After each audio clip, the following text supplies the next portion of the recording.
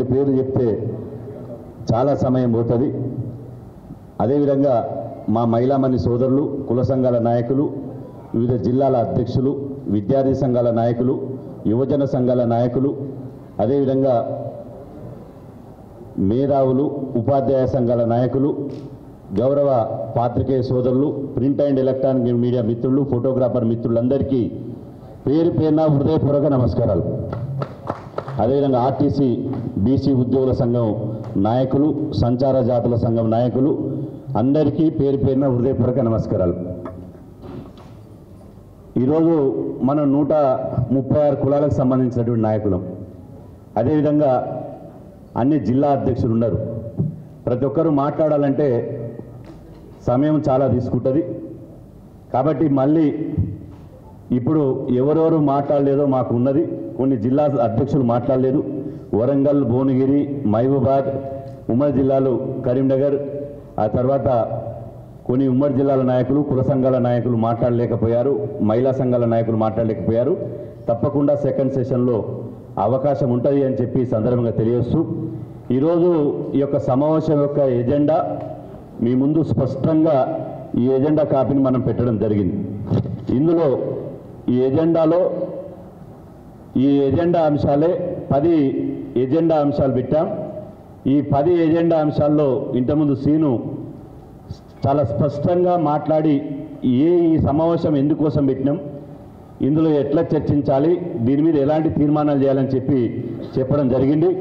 కాబట్టి 10 అంశాలను ఏకగ్రీవంగా తీర్మానం చేస్తూ మీ చప్పట్ల ద్వారా ఇలా ఆమోదించవలసిందిగా విజ్ఞప్తి చేస్తున్నాం. ముఖ్యంగా మన పోరాటం వల్ల కులగణన జరిగింది. కులగణన జరిగిన తర్వాత అసెంబ్లీలో బిల్లు పెట్టారు. 42% రిజర్వేషన్లు స్థానిక సంస్థల ఎన్నికలు కల్పించాలని. ఆ 42% రిజర్వేషన్లు ఇప్పుడు బిల్లు మనం పోరాటం చేస్తే గవర్నర్ నుంచి రాష్ట్రపతికి పోయాలి. కాబట్టి కేంద్ర ప్రభుత్వానికి సమావేశం ద్వారా ఇలా దేశంలోని 80 కోట్ల మంది బీసీల పక్షాన డిమాండ్ చేస్తున్నాం. ఈ 42% రిజర్వేషన్ల బిల్లుకు మీరు ఆమోద ముద్ర వేయాలి అని చెప్పి సందర్భంగా డిమాండ్ చేస్తున్నాం. తమిళనాడు రాష్ట్ర తరాలో ఏ విధంగా అయితే 9th షెడ్యూల్ పెట్టి ఈ రిజర్వేషన్లు ఇచ్చారో తెలంగాణ రాష్ట్రంలో కూడా అదేవిధంగా 9th షెడ్యూల్ పెట్టి బీసీలకు 42% రిజర్వేషన్లు ఇవ్వాలి. అగ్ర కులాలకు వాళ్ళ జనాభా ప్రకారం రిజర్వేషన్లు ఉన్నాయి. మన సోదర ఎస్సీ ఎస్టీలకు వాళ్ళ జనాభా ప్రకారం రిజర్వేషన్లు ఉన్నాయి. జనాభా ఉండి కూడా అత్యధికంగా జనాభా ఉండి కూడా రిజర్వేషన్ లేనటువంటి వాళ్ళు ఈ దేశంలో కేవలం బీసీలు మాత్రమే. అందరికీ వాళ్ళ జనాభా ప్రపోర్షనిటీ, రిప్రజెంటేషన్, రిజర్వేషన్ ఉన్నది. కానీ జనాభా ఉండి కూడా రిప్రజెంటేషన్, రిజర్వేషన్ లేనటువంటి ఏకైక ఇవాళ కులాలు బీసీ కులాలు. కాబట్టి ఈ దేశానికి నరేంద్ర మోదీ గారు ఒక బీసీ బిడ్డ ప్రధానమంత్రి అయింది. కాబట్టి ఇలా ఈ 42% రిజర్వేషన్లకు రాజ్యాంగబద్ధత కల్పించాలి అని చెప్పి సందర్భంగా ముక్త కంఠంతో కేంద్ర ప్రభుత్వం డిమాండ్ చేస్తున్నాం. అదేవిధంగా మనం పోరాటం చేసి ఢిల్లీలో పోరాటం చేసినాం. కేంద్ర ప్రభుత్వం దిగొచ్చింది, సంతోషం. ఆలస్యంగానైనా కేంద్ర ప్రభుత్వం దిగొచ్చింది. మేము కులగణన చేస్తామని చెప్పి పార్లమెంట్లో ఇవాళ నిన్నగాక మొన్న జరిగినటువంటి ఎన్డీఏ సమావేశం 20 రాష్ట్రాల ముఖ్యమంత్రులు, 18 రాష్ట్రాల ఉప ముఖ్యమంత్రులు, ఈ దేశ ప్రధానమంత్రి, హోంమంత్రి పాల్గొన్నటువంటి ఎన్డీఏ సమావేశంలో ఒక తీర్మానం చేశారు. దేశంలో కులగణన చేస్తాము, కులగణన జరుపుతాము అన్నారు. దానికి మనందరి తరపున ఇవాళ కులగణన జరపడానికి ఈ దేశంలో ఉన్నటువంటి కోట్లాది మంది బీసీల తరపున స్వాగతిస్తున్నాం, హర్షిస్తున్నాం. అదేవిధంగా ఇంత హిస్టారికల్ నిర్ణయం తీసుకున్నటువంటి నరేంద్ర మోదీ గారికి మనందరి తరపున ప్రత్యేకంగా ధన్యవాదాలు తెలుపుతున్నాం. మనకి రాజకీయ పార్టీ కాదు, భవిష్యత్తులో రాజకీయ పార్టీ పెట్టే ఇవాళ ఆలోచన, ఎజెండా మనకు ఉన్నది. ఇప్పటి వరకు అయితే రాజకీయ పార్టీ కాదు. ఏ పార్టీ కానీ ఏ ప్రభుత్వం కానీ మనకు మేలు చేస్తే ఇవాళ ధన్యవాదాలు తెలుపుతాం. కానీ కీడు చేస్తే పిడుకులు బిగించి ఆ ప్రభుత్వాల మీద తిరుగుబాటు చేసేటువంటి నేచర్ మన దగ్గర ఉన్నది. కాబట్టి ఇలా కేంద్ర ప్రభుత్వం కులగణన చేస్తామన్నది కాబట్టి మనం ధన్యవాదాలు తెలుపుతున్నాం. ఇదే సమయంలో కులగణన చేస్తామని చెప్పి మీరు ఏళ్ళ తరబడి పెండింగ్ పెట్టుకుంటే పోతే కాదు. కులగణన ఎప్పుడు చేయాలి? ఈ 2025 సంవత్సరంలోనే దేశవ్యాప్తంగా జనాభా లెక్కల్లో కులగణన జరపాలి అని చెప్పి ఇందుకోసం కేంద్ర ప్రభుత్వం తక్షణమే కులగణన ప్రక్రియను ముందుకు తీసుకుపోవడానికి కేంద్రంలోని ఒక ముగ్గురు మంత్రులతోటి, కేంద్ర కేబినెట్ మంత్రులతోటి మంత్రివర్గ ఉపసంఘాన్ని వేయాలి అని చెప్పి ఈ సందర్భంగా మనందరి తరఫున కేంద్ర ప్రభుత్వాన్ని డిమాండ్ చేస్తున్నాం. అదేవిధంగా దేశంలో 29 రాష్ట్రాలు ఉన్నాయి. అదేవిధంగా 2360 బీసీ కులాలు ఉన్నాయి. దేశంలో వేలాది కులాలు ఉన్నాయి. కాబట్టి ఒక రాష్ట్రంలో బీసీ అయితే ఇంకొక రాష్ట్రంలో ఓసీలు ఉన్నారు, ఒక రాష్ట్రంలో ఎస్సీలు ఉన్నారు, ఒక రాష్ట్రంలో సంచార జాతులు ఉన్నారు. దేశవ్యాప్తంగా బీసీలు అందరూ యూనిఫామ్గా లేరు. మనం ఉదాహరణ చూసుకుంటే ఇక్కడ 300 కాపులు బీసీలు, పక్కన మహారాష్ట్ర పోతే ఎస్టీలు. అదేవిధంగా ఇక్కడ చాలా ఎగ్జాంపుల్ ఉన్నాయి. కాబట్టి ఒక రాష్ట్రంలో ఉన్నటువంటి బీసీ జాబితా ఇంకో రాష్ట్రంలో లేదు. 29 రాష్ట్రాల్లో డిఫరెన్స్ ఉన్నది. కాబట్టి దీన్ని తేల్చడానికి దేశంలో ఉన్నటువంటి బీసీ సామాజిక వర్గానికి సంబంధించినటువంటి రిటైర్డ్ జడ్జీలతోటి, రిటైర్డ్ ఐఏఎస్లతోటి, రిటైర్డ్ ఐపీఎస్లతోటి, సామాజిక తత్వవేత్తలతోటి నరేంద్ర మోదీ గారు ఒక నిపుణుల కమిటీని వేయాలి అని చెప్పి ఈ సందర్భంగా మనం అందరం తరపున డిమాండ్ చేస్తున్నాం. ఆ తర్వాత ఇవాళ కేంద్ర ప్రభుత్వం కులగణన చేస్తామంటుంది. సరే, ధన్యవాదాలు తెలుపుతున్నాం. మీరు కులగణన చేయాలంటే ఇప్పుడు చాలామంది మాట్లాడుతూ ఆ కేంద్ర ప్రభుత్వం ఉన్న బీజేపీ మీద మాకు నమ్మకం లేదు, ఆ బీజేపీ కులగణన చేస్తామంటే మేము నమ్మమన్నారు. ఇవాళ నేనంటున్నా, ఒక జాతీయ పార్టీగా, ఒక కేంద్ర ప్రభుత్వంగా, ఒక ప్రధానమంత్రి గారు, ఈ దేశానికి ప్రధానమంత్రి గారు చెప్తున్నారు కాబట్టి నమ్ముతున్నాం. నాతో పాటు ఈ దేశంలో ఉన్న, ఈ రాష్ట్రంలో ఉన్న బీసీలు నమ్మాలంటే మీ తెలంగాణ రాష్ట్ర అసెంబ్లీలో చేసినటువంటి 42% బిల్లు, ఏదైతే రిజర్వేషన్ల బిల్లు మీ దగ్గరే ఢిల్లీలో ఉన్నదో ఆ బిల్లును మొదటగా ఆమోదించి పంపండి. అప్పుడు ఆమోదిస్తే ఈ దేశంలో బీసీలు బీజేపీ ప్రభుత్వాన్ని, కేంద్ర ప్రభుత్వాన్ని 100% నమ్ముతాము అని చెప్పి సందర్భంగా తెలియజేస్తున్నా. మీరు ఈ 42% రిజర్వేషన్లు ఆమోదించకుండా, ఈ 42% రిజర్వేషన్లను, మీ నోటికాడికి వచ్చినటువంటి రిజర్వేషన్లను ఇవాళ యాక్సెప్ట్ చేయకుండా మేము కులగణన చేస్తామంటే ఈ దేశంలో బీసీలు నమ్మేటువంటి పరిస్థితి ఉండదు. కాబట్టి మీరు ఈ 42% రిజర్వేషన్లకు ఆమోద ముద్ర వేయండి అని చెప్పి సందర్భంగా తెలియజేస్తున్నా. ఇటీవల ముఖ్యమంత్రి రేవంత్ రెడ్డి గారు, మనందరూ తెలుసు, ఢిల్లీలో మనమందరం ధర్నా చేస్తే మనతో పాటు ఎండలో వచ్చి 2.5 గంటలు కూర్చున్నారు. అయ్యా, ఇప్పటి వరకు దేశంలో బీసీలు ధర్నా చేస్తే ఏ ముఖ్యమంత్రి కూడా పాల్గొనలేదు. బీసీ కాకపోయినా, నువ్వు ఓసీ బిడ్డవైనా, రెడ్డి బిడ్డవైనా మా ధర్నాలో పాల్గొన్నందుకు మీకు ధన్యవాదాలు తెలిపినాం. కానీ దాని మీద మీ ఒత్తిడి చేసే ప్రక్రియ ఏదని అడుగుతున్నా. ఇప్పటికి ధర్నా చేసి ఏప్రిల్ 2వ తేదీన మనం ఢిల్లీలో ధర్నా చేసినాం. ఏప్రిల్ 2 పోయింది, మే 2 పోయింది, ఇప్పుడు మళ్ళీ రేపో మాపో జూన్ 2 వస్తుంది. అంటే ధర్నా చేసి 2 నెలలు కావస్తుంది. 2 నెలల నుంచి మీ కార్యాచరణ ఏది? రేవంత్ రెడ్డి గారు, మీరు తక్షణమే అఖిల పక్షాన్ని తీసుకొని వెళ్ళి నరేంద్ర మోదీ గారి దగ్గర కూర్చొని ఈ 42% రిజర్వేషన్ల బిల్లును తీసుకొచ్చే బాధ్యత రాష్ట్ర ముఖ్యమంత్రి రేవంత్ రెడ్డి మీదనే ఉంది అని చెప్పి ఈ సందర్భంగా తెలియజేస్తున్నా. అదేవిధంగా ఇవాళ ముఖ్యమంత్రి గారు పార్టీ పరంగా 42% ఇస్తామని అంటున్నారు. నేను 3 పర్యాయాలు తెలంగాణ రాష్ట్రంలో 2 పర్యాయాలు ఎన్నికలు జరిగినాయి. ఉమ్మడి ఆంధ్రప్రదేశ్ నుంచి మొదలుకుంటే తెలంగాణ రాష్ట్రం వరకు స్థానిక సంస్థల ఎన్నికల్లో ఎంతమంది బీసీ సర్పంచులు గెలిచారు? ఎంపీటీసీ, జెడ్పీటీసీ, ఎంపీపీ, జిల్లా పరిషత్ చైర్మన్, మున్సిపల్ చైర్మన్, కార్పొరేటర్లు ఎంతమంది గెలిచారో మా బీసీ సంఘాల దగ్గర లిస్ట్ ఉంది. మీరు పార్టీ పరంగా 42% ఇవాళ టికెట్లు ఇస్తామంటే బీసీ సమాజం ఒప్పుకునే పరిస్థితుల్లో లేదు. ఎందుకు అంటే మీరు రిజర్వేషన్ ఇవ్వకపోయినా, మీరు పార్టీ పరంగా ఇవ్వకపోయినా గ్రామీణ ప్రాంతాల్లో, స్థానిక సంస్థల్లో గెలిచేది బీసీ బిడ్డలే.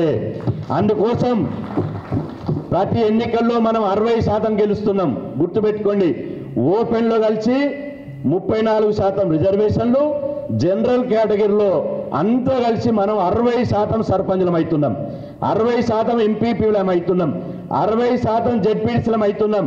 కాబట్టి 42% నువ్వు అనడము అంటే ఒక రకంగా బీసీలను 60% నుంచి 42% తీసుకుపోయి బీసీలను రాజకీయంగా అణిచివేయడంలో భాగంగానే 42% తప్ప ఇంకోటి కాదు అని చెప్పి ఈ సందర్భంగా నేను తెలియజేస్తున్నా. కాబట్టి మిమ్మల్ని నమ్మాలంటే మీరు తీసిన జనాభా లెక్కలే ఉన్నాయి. రేవంత్ రెడ్డి గారు కాంగ్రెస్ ప్రభుత్వం తీసినటువంటి జనాభా లెక్కలు ఎంత తెలిసింది? బీసీ జనాభా లెక్కలు 56.7% బీసీ జనాభా లెక్కలను తేల్చారు. కాబట్టి మీరు ఇయ్యాలనుకుంటే జిల్లా పరిషత్ చైర్మన్లో జెడ్పీటీసీగా, ఎంపీపీలుగా, మున్సిపల్ చైర్మన్గా ఇయ్యాలనుకుంటే మా కులాల లెక్కల ప్రకారం 56.7% ఇచ్చి తీరాల్సిందే. ఇయ్యకపోతే మాత్రం అన్ని రాజకీయ పార్టీల భర్తం పట్టడానికి బీసీలంతా సిద్ధంగా ఉన్నారని చెప్పి సందర్భంగా తెలియజేస్తున్నా. అదేవిధంగా ఇవాళ సమాచార కమిషన్ వేసారు. మొన్న సమాచార కమిషన్ వేసినప్పుడు 7 వేశారు. 7 వేస్తే అందులో 3 రెడ్లు, ఒక ఆయన బాపనాయన, ఒక ఆయన కోంటాయన, ఒక ఆమె కమ్మామే, ఒక ఆమె ముస్లిం, ఒకరు మాదిగా. 7లో ఒక్కరు కూడా బీసీలు లేరు. నేనంటున్నా, రేవంత్ రెడ్డి నీ కంటికి బీసీలు కనపడతలేరా నేను అడుగుతున్నా. నీ కంటికి ఇంత శాతం 136 కులాలు 60% జనాభా ఉన్న బీసీలకు వెళ్ళి తెలంగాణ రాష్ట్రంలో 2 కోట్ల మంది బీసీల నుంచి ఒక్క సమాచార కమిషనర్గా బీసీలు అయ్యేటువంటి అర్హత బీసీలకు లేదా? మాకు బీసీలుగా పుట్టడమే పాపమైందా లేదా బీసీలుగా ఉండడమే సమాచార కమిషన్లకు అనర్హతగా ఒకసారి ఆలోచన చేయాలి. తక్షణమే కాంగ్రెస్ ప్రభుత్వాన్ని, రేవంత్ రెడ్డి గారిని డిమాండ్ చేస్తున్నా, ఈ సమావేశం నుండి మీరు ఇంకా 7 వేసారు కదా, ఇంకా 5 12 మందిని సమాచార కమిషన్లుగా వేసేటువంటి అవకాశం ఉంది. మీరు చెప్పినట్టే మాకు ఎక్కువద్దు, మీరే ఇస్తున్నారు, 42% ఇస్తున్నారు. ఇంకా 3 బీసీ సమాచార కమిషన్లుగా నియమించాలి. నియమించకపోతే మాత్రం ఒప్పుకునే ప్రసక్తి లేదు అని చెప్పి సందర్భంగా తెలియజేస్తున్నా. మొన్న మనం పోరాటం చేస్తే మీకు అందరూ తెలుసు, పోరాటం అనేది వృధా పోదు. ఎక్కడ మనం పోరాటం చేస్తే బీసీ కమిట్మెంట్ ఉన్నటువంటి పిసిసి అధ్యక్షుడు దొరికింది. ఇప్పుడు మనకు ఆయనకున్న కమిట్మెంటు ఇప్పటి వరకు పిసిసి అధ్యక్షుడైనటువంటి ఏ పిసిసి అధ్యక్షునికి చూడలే మనం. ఇప్పుడు మహేష్ కుమార్ అన్న బీసీ కాన్సెప్ట్ తోటి, బీసీ కమిట్మెంట్ తోటి ఉన్నాడు. నేనేదో గొప్పలు చెప్పడం లేదు, ఆయన పోవడం లేదు. ఆయన చేతిలో ఉన్నటువంటి బీ ఫామ్లు ఇచ్చేటువంటి ఎమ్మెల్సీలు ఉన్నాయి. ఎమ్మెల్సీలో మొట్టమొదటిసారిగా గాంధీ భవన్ చరిత్రలో, కాంగ్రెస్ పార్టీ చరిత్రలో ఒక్క రెడ్డి లేకుండా బీసీ, ఎస్సీ, ఎస్టీలకు ఎమ్మెల్సీ ఇచ్చినటువంటి పరిస్థితి చూస్తే మరి మహేష్ కుమార్ గౌడ్ గారికి ఎంత బీసీ కమిట్మెంట్ ఉందో ఒకసారి అర్థం చేసుకోవచ్చు.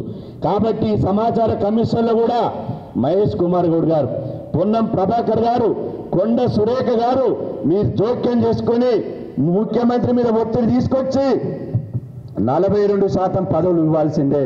అదేవిధంగా ముఖ్యమంత్రి రేవంత్ రెడ్డి గారు ఢిల్లీకి చూపిస్తున్నాడు. అదిగో ఢిల్లీ, నేను ఢిల్లీకి పంపించినా 42% అక్కడి నుంచి రావాలంటున్నాడు.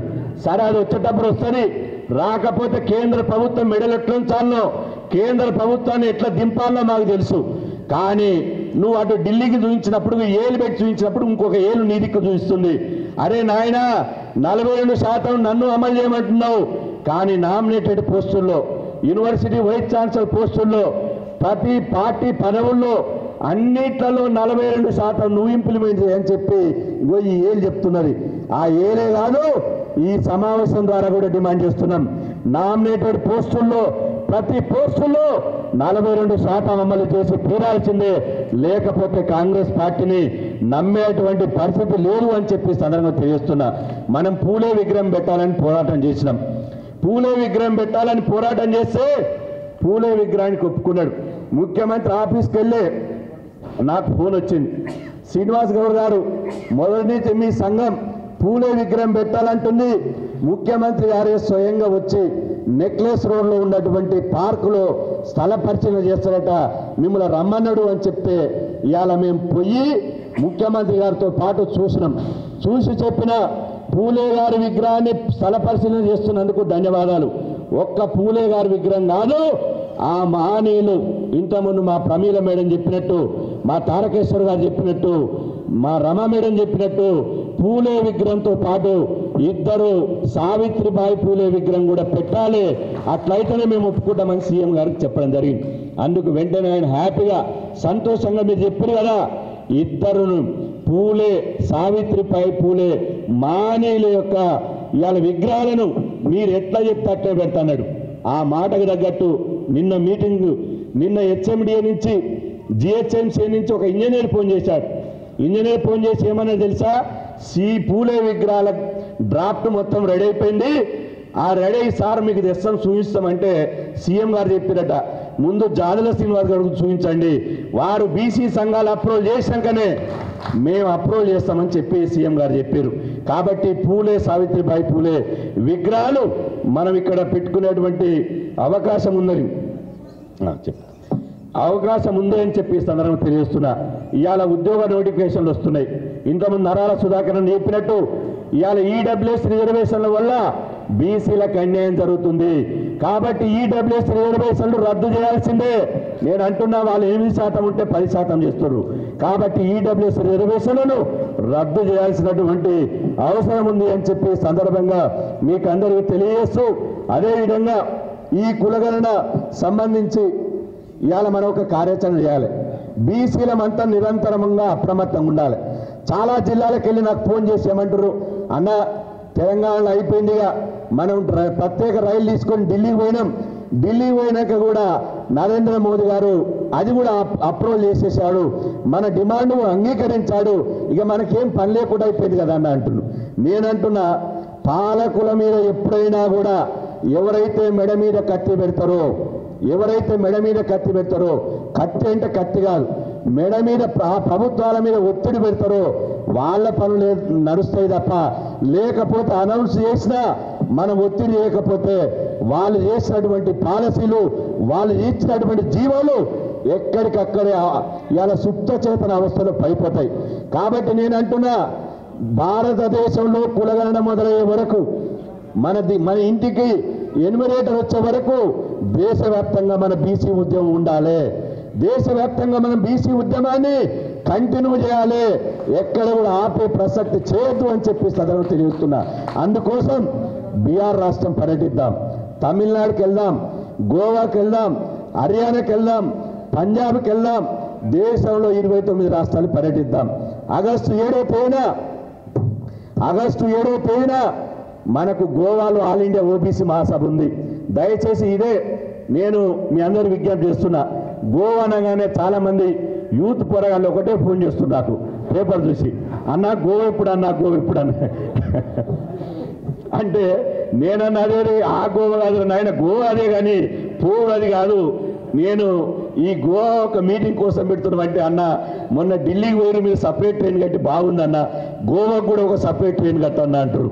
మా బాలరాజు అన్న చల్లని చూపులు ఉన్నాయనుకో, మా గణేష్ సార్ అన్న చల్లని చూపులు ఉన్నాయనుకో, ప్రత్యేక ట్రైన్ కాకపోతే ట్రైన్ కట్టే అవసరం ఏమి రావద్దు, కానీ కనీసం 5-6 బోగీలు బుక్ చేయించేటువంటి అలా వాళ్ళ సహకారం ఉంటే ఒక 5-6 బోగీలు మాత్రం బుక్ చేసుకొని పోదాము అని చెప్పి సందర్భంగా తెలియజేస్తున్నా.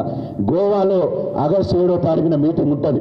దానికోసం కులగణనలో ఇలా డిమాండ్ కానీ, సపరేట్ మినిస్టర్ కానీ, మహిళా బిల్లులో సబ్ కోట కానీ, బీసీ ఉద్యోగులకు ప్రమోషన్లు రిజర్వేషన్లు కానీ, చట్టసభల్లో బీసీలకు 50% రాజకీయ రిజర్వేషన్ల కోసం ఇవాళ కేంద్ర ప్రభుత్వం మీద ఒత్తిడి తీసుకురావడానికి తమిళనాడు, బీహార్, ఇప్పుడైతే రాష్ట్రాలు చెప్పినామో ఆ రాష్ట్రాలలో సీఎంలను, ఆ రాజకీయ పార్టీలను కలిసి అక్కడ కూడా ఎట్లయితే కళింగ భవన్లో సభలు సమావేశాలు పెట్టినామో అదే విధంగా పెడదామని చెప్పి సందర్భంగా తెలియజేస్తున్నా. నేను మర్చిపోయినా, అదేవిధంగా ఎందుకంటే అన్న చాటుకున్నాడు, మా అన్న వేణుమాధవ్ అన్న మా ఇవాళ ఇంత మంచి హాల్ ఇచ్చి, ఏసీ హాల్ ఇచ్చి, అన్న సుందర విజ్ఞాన కేంద్రం ఎందుకు పెడతారన్నా, బంజారాయిస్లో బడుగు బలైన వర్గాల ఆత్మగౌరవాన్ని పెంచే హాలుంది కాబట్టి ఇక్కడ పెట్టాలని చెప్పారు. కాబట్టి వేణుమాధవ్ అన్న మన బీసీ కులాలు ఉన్నాడు, బాలరాజు అన్న గణేశారన్నతో పాటు వేణుమాధవ్ అన్న ఒక చెయ్యి వేసిండు అనుకో, 10 భోగిలు మన సొంతమైతే అని చెప్పి ఈ సందర్భంగా తెలియజేస్తూ, అదేవిధంగా ఇవాళ జిల్లా మీటింగ్లు అన్నారు. నేను తప్పనిసరిగా ఈ జూన్ జూలైలో 1000 మందితోటి కాదు, నియోజకవర్గ కమిటీలు ఉన్నాయి మనకు, మండల కమిటీలు మొత్తం కొంత రీఆర్గనైజ్ చేయండి, కుల సంఘాలతో కోఆర్డినేట్ చేసుకోండి. అన్ని జిల్లాలు 33 జిల్లాలకు నేను మా రాష్ట్ర కార్యవర్గం కుల్కచర్ల శ్యాము విక్రమ్ అదేవిధంగా చంద్రశేఖర్ గౌడ్ సీనన్న అందరూ రాష్ట్ర కార్యవర్గం వస్తుంది కాబట్టి దయచేసి మీకు ఒక షెడ్యూల్ ఇస్తాం. ఈ వారం రోజులు ఆగిన తర్వాత మీకు షెడ్యూల్ ఇస్తాం. జిల్లా సమావేశాలను రౌండ్ టేబుల్ సమావేశాలను మేము ఇచ్చినటువంటి కార్యక్రమాలను విజయవంతం చేయాలి అని చెప్పి సందర్భంగా తెలియజేస్తున్నా. ఇక చివరిగా చెప్పేది ఏంటంటే మా పరిశాన్ మల్ గారు చెప్పారు, మా బర్త్డే బాయ్ చెప్పాడు ఏమని, ఈ దేశంలో సామాజిక న్యాయం కోసం, పేద వర్గాల కోసం, సమత మమతల రాజ్యం కోసం, అసమానత లేనటువంటి సమాజం కోసం పోరాడుతున్నటువంటి నక్సలైట్లను అన్యాయంగా కగార్ ఆపరేషన్ పేరుతోటి వాళ్ళను వేటాడి ఇది చంపేస్తున్నారు. కాబట్టి దీనిని తీవ్రంగా ఖండించాలని చెప్పి వారు ఒక ప్రపోజల్ పెట్టిండ్రు. తీర్మానాల్లో కూడా అది యాడ్ చేయాలని చెప్పారు. కాబట్టి ఖచ్చితంగా వారు చెప్పిన దాన్ని మేము ఏకీభవిస్తూనే కగార్ ఆపరేషన్ తక్షణమే ఆపివేయాలి అని చెప్పి సందర్భంగా డిమాండ్ చేస్తున్నాం. మేము ఒక చిన్న నరేంద్ర మోదీ గారికి బాలాజన్న కూడా ఈ ప్రపోజల్ రాసిచ్చాడు. కాబట్టి నేను కేంద్ర ప్రభుత్వాన్ని విజ్ఞప్తి చేస్తున్నా, శాంతి చర్చలు చేస్తామంటారు. ఆయుధాలు విసర్జించి ఆయుధాలు లేనటువంటి సమాజం కోసం మేము సాయుధ పోరాటం చేస్తాము, ఇవాళ శాంతి చర్చలు జరపండి అని వాళ్ళు అంటలేరు. అవసరమైతే ఆయుధాన్ని వదలడానికైనా సరే కానీ శాంతి చర్చలు చేయండి అంటున్నారు. నేను అంటున్నా, ఈ హైదరాబాద్లో ఒక పాము వస్తుంది, ఆ పాము గరిస్తే మనిషి చనిపోతాడు. కానీ ఆ పాముని చంపుతారు ఎవడన్నా? ఎవరు చంపడు, తెలివి ఉన్నోడు ఎవరు చంపడు. పాములను జంతువులను చంపడం చట్టవిరుద్ధం. కాబట్టి ఆ కరిసే పాముని ఎవరైతే ఈ పామును పట్టేట ఆయన ఉంటాడో ఆయనకు ఫోన్ చేసి పిలిచి ఆ పామును సజీవంగా తీసుకుపోయి తాసు పామును నాగు పామును తీసుకుపోయి అడవిలో వదిలేస్తారు. అంటే మనను చంపేటువంటి అవకాశం ఉన్నటువంటి పాములను కానీ, పులులను కానీ, సింహాలను కానీ, క్రూర మృగాలను కానీ మనం చంపం. అటవీ శాఖ వాళ్ళకు ఫోన్ చేస్తే వాళ్ళు పట్టుకపోయి ఇవాళ అడవులు వదిలిపెడతారు. ఇవాళ భారతదేశ రాజ్యాంగం అంత గొప్పది, మరి అట్లాంటి వాళ్ళనే చంపుతలేమే. కానీ దేశ పౌరులైనటువంటి సమాజం కోసం పోరాడినటువంటి ఇవాళ మన దేశ బిడ్డలైనటువంటి మావోయిస్టులను కూడా చంపడం భావ్యం కాదు. శాంతి చర్చలు చేయండి, వాళ్ళతో ఇవాళ వాళ్ళ జనజీవన స్రవంతిలో కలవడానికి సిద్ధం చేయాలి. నక్సలైట్లకు కూడా ఈ వేదిక ద్వారా నేను విజ్ఞప్తి చేస్తున్నా, మీరు గతంలో సాయుధ పోరాటం చేశారు, చేయొచ్చు, నేను కాదంటలేను. కానీ ఇప్పుడు టెక్నాలజీ పెరిగింది, అదేవిధంగా ప్రజల యొక్క చైతన్యం పెరిగింది, ప్రజల యొక్క కమ్యూనికేషన్ పెరిగింది. కాబట్టి ఆయుధాలతో నడిచే పరిస్థితి లేదు ఇప్పుడు సమాజంలో. కాబట్టి మీరు కూడా ఆయుధాలను వదిలేసి ప్రజాస్వామ్యబద్ధంగా, చట్టబద్ధంగా, అంబేద్కర్ ఇచ్చినటువంటి రాజ్యాంగబద్ధంగా పనిచేయడానికి ముందుకు రావాలి అని చెప్పి ఈ సమావేశం ద్వారా నేను పిలుపునిస్తున్నా. ఏమైనప్పటికీ తస్మత్ బీసీలారా, నేను చివరిగా చెప్తున్నా, తస్మత్ జాగ్రత్త. ఎందుకు చెప్తున్నంటే, బ్రిటిష్ వాళ్ళు తరిమి కొట్టడానికి కాంగ్రెస్ వాళ్ళు స్వాతంత్ర పోరాటం చేశారు, మేము స్వాతంత్ర పోరాటం చేసినాం, అదేవిధంగా ఈ దేశభక్తి ఉద్యమం చేసినామని చెప్పి వాళ్ళు ఏం చేశారు, కాంగ్రెస్ వాళ్ళు పోరాటం చేసినామని చెప్పి ఈ దేశాన్ని 47 సంవత్సరాలు పరిపాలించారు కాంగ్రెస్ వాళ్ళు. అంటే భారతదేశానికి స్వాతంత్రం తెస్తున్నాం మేమే అని చెప్పి 47 సంవత్సరాలు ఈ దేశాన్ని పరిపాలించారు. హిందూ సెంటిమెంట్ తోటి బీజేపీ వాళ్ళు ఇప్పటికీ 14 సంవత్సరాలు పరిపాలించుకుంటూ వస్తారు, 14-15 సంవత్సరాలుగా. అప్పుడు 6, ఇప్పుడు 11, 17 సంవత్సరాలు పరిపాలించుకుంటూ వస్తారు. అదేవిధంగా ఇవాళ తెలంగాణ మేము తీసుకొచ్చినామని చెప్పి కేసీఆర్ గారు 10 సంవత్సరాలు పరిపాలించాడు. అదేవిధంగా తెలంగాణ ఇచ్చింది మా తల్లి సోనియాని కాంగ్రెస్ మళ్ళీ పరిపాలిస్తున్నారు. కాబట్టి ఇవన్నీ అయిపోయినాయి. పోరాటాలు ఎవరు చేసారో, ఎవరైతే పోరాటం చేసారో వాళ్ళ అధికారం తీసుకున్నారు. కానీ మనం బీసీలం దశాబ్దాలుగా పోరాటం చేస్తున్నాం. కానీ మనం ఇంకా సంక్షేమ హాస్టళ్ళు, స్కాలర్షిప్లు, సబ్సిడీలు, రాయితీలు, కులాలకు ఆత్మగౌరవ భవనాల పేరు దగ్గరనే ఉంటున్నాం.